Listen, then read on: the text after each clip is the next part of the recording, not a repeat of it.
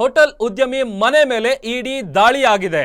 ಶ್ರೀನಿವಾಸ್ ರಾವ್ ರವರ ಪ್ರಿಯದರ್ಶಿನಿ ಹೋಟೆಲ್ ಇದರ ಮೇಲೆ ಇಡಿ ಅಧಿಕಾರಿಗಳು ದಾಳಿಯನ್ನು ನಡೆಸಿ ಶಾಕ್ ಕೊಟ್ಟಿದ್ದಾರೆ.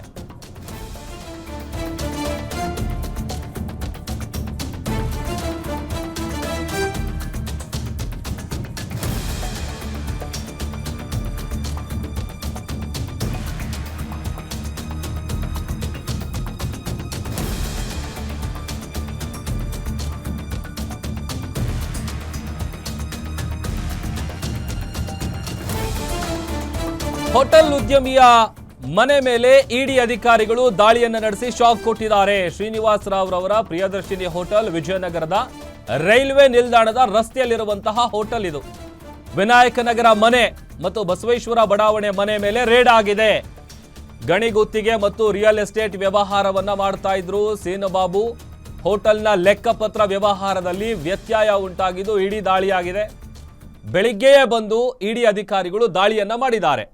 ಹೊಸಪೇಟೆಯಲ್ಲಿ ಹೋಟೆಲ್ ಉದ್ಯಮಿಗೆ ಇಡಿ ಅಧಿಕಾರಿಗಳು ಶಾಕ್ ಕೊಟ್ಟಿದ್ದಾರೆ. ದೃಶ್ಯದಲ್ಲಿ ಗಮನಿಸ್ತಾ ಇದ್ದೀವಿ. ಹೋಟೆಲ್ನ ಉದ್ಯಮಿಯ ಮನೆ ಏನಿದೆ, ವಿನಾಯಕ ನಗರ ಮನೆ, ಬಸವೇಶ್ವರ ಬಡಾವಣೆಯಲ್ಲಿರುವಂಥ ಮನೆ ಮೇಲೆ ಇಡಿ ಅಧಿಕಾರಿಗಳು ದಾಳಿಯನ್ನು ನಡೆಸಿದ್ದಾರೆ. ಶ್ರೀನಿವಾಸ್ ರಾವ್ ರವರ ಪ್ರಿಯದರ್ಶಿನಿ ಹೋಟೆಲ್, ಅವರ ಹೋಟೆಲ್ ಉದ್ಯಮವನ್ನು ನಡೆಸ್ತಾ ಇರ್ತಾರೆ ಶ್ರೀನಿವಾಸ್ ರಾವ್ ಅವರು. ಅವರಿಗೆ ಸಂಬಂಧಪಟ್ಟಂತಹ ಮನೆ ಏನಿದೆ, ಎರಡು ಜಾಗದಲ್ಲಿರುವಂಥ ಮನೆ, ಎರಡೂ ಮನೆ ಮೇಲೂ ಕೂಡ ಇಡಿ ಅಧಿಕಾರಿಗಳು ದಾಳಿಯನ್ನು ನಡೆಸಿ ಮಹತ್ವದ ದಾಖಲೆಗಳನ್ನು ಕಲೆ ಹಾಕ್ತಾ ಇದ್ದಾರೆ ಅನ್ನುವಂತಹ ಮಾಹಿತಿ ಸಿಗ್ತಾ ಇದೆ.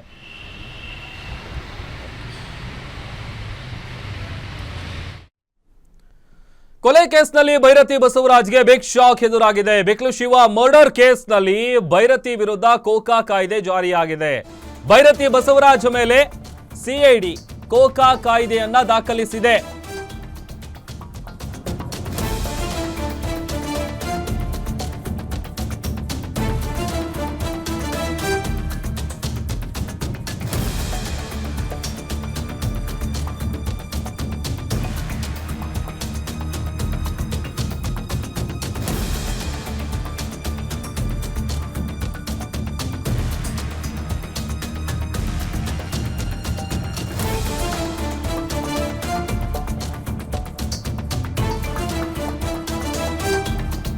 ಕೊಲೆ ಕೇಸ್ನಲ್ಲಿ ಭೈರತಿ ಬಸವರಾಜ್ಗೆ ಸಂಕಷ್ಟ ಎದುರಾಗಿದೆ. ಭೈರತಿ ಬಸವರಾಜ್ ಮೇಲೆ ಕೋಕಾ ಕಾಯ್ದೆಯನ್ನ ಸಿಐಡಿ ದಾಖಲಿಸಿದೆ. ಕೋಕಾ ಕಾಯ್ದೆ ಹಿನ್ನೆಲೆ ನಿರೀಕ್ಷಣಾ ಜಾಮೀನಿಗೂ ಕೂಡ ಅವಕಾಶ ಇರೋದಿಲ್ಲ. ಹೆಚ್ಚು ಕಡಿಮೆ 1 ವರ್ಷದವರೆಗೂ ಕೂಡ ನಿರೀಕ್ಷಣಾ ಜಾಮೀನಿಗೆ ಚಾನ್ಸಸ್ ಇರಲ್ಲ. ಸಿಐಡಿ ಪೊಲೀಸರ ಕ್ರಮವನ್ನ ಪ್ರಶ್ನಿಸಿ ಶಾಸಕ ಭೈರತಿ ಬಸವರಾಜ್ ಅವರು ಅರ್ಜಿ ಹಾಕಿದ್ದಾರೆ. ಭೈರತಿ ಬಸವರಾಜ್ ಪರ ಹಿರಿಯ ವಕೀಲ ಸಂದೇಶ್ ಚೌಟ ಅವರು ವಾದ ಮಾಡಿದ್ದಾರೆ. ಸಂಘಟಿತ ಅಪರಾಧ ನಡೆಸುವ ತಂಡವಿದ್ರೆ ಮಾತ್ರ ಈ ಕಾಯ್ದೆ ಅನ್ವಯಿಸಬೇಕು. 2ಕ್ಕಿಂತ ಹೆಚ್ಚು ಕ್ರಿಮಿನಲ್ ಕೇಸ್ ಇದ್ರೆ ಆಗ ಕೋಕಾ ಏನ್ ಬರುತ್ತೆ ಅದನ್ನ ದಾಖಲಿಸಬಹುದು. 3 ವರ್ಷಕ್ಕಿಂತ ಹೆಚ್ಚು ಶಿಕ್ಷೆ ವಿಧಿಸುವ ಸಂಘಟಿತ ಅಪರಾಧ ನಡೆಸಿರಬೇಕು. ವಿನಾಕಾರಣ ಈ ಪ್ರಕರಣದಲ್ಲಿ ಕೋಕಾ ಕಾಯ್ದೆಯನ್ನ ಅನ್ವಯಿಸಲಾಗಿದೆ. ಶಾಸಕರ ವಿರುದ್ಧ ಕೋಕಾ ಅನ್ವಯಿಸಿರೋದು ಇದೇ ಮೊದಲು ಅಂತ ವಾದವನ್ನ ಮಂಡಿಸಿದ್ದಾರೆ. ಅರ್ಜಿಯ ವಿಚಾರಣೆಯನ್ನ ನಡೆಸಿ ಅಕ್ಟೋಬರ್ 23ಕ್ಕೆ ಈಗ ಹೈಕೋರ್ಟ್ ನಿಗದಿಪಡಿಸಿದೆ. ಹೆಚ್ಚು ಕಡಿಮೆ ಈ ಕೋಕಾ ಕಾಯ್ದೆ ಏನಿದೆ ಅದನ್ನು ಅನ್ವಯಿಸಿದರೆ 1 ವರ್ಷಗಳವರೆಗೂ ಕೂಡ ಅವರಿಗೆ ನಿರೀಕ್ಷಣಾ ಜಾಮೀನು ಸಿಗೋದಿಲ್ಲ.